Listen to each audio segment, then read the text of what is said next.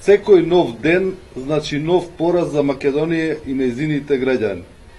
Секој нов ден ни носи само нереализирани проекти, застој на капиталните инвестиции и распродажба на националните државни интереси.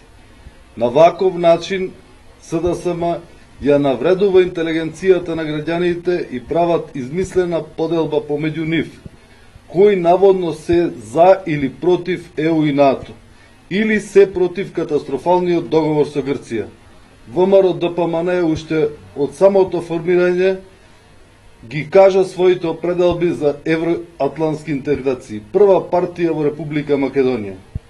Овој договор, што е сега склучен, нема да ја надомести штетата што се прави во севкупниот живот на граѓаните.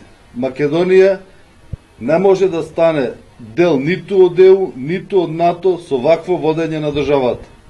Поради овие причини, ВМРО ДПМН ги повикува сите граѓани сплотено и заедно да присуствуваат на големиот сенароден протестен марш во недела со почеток во 13 часот кај автобуската станица.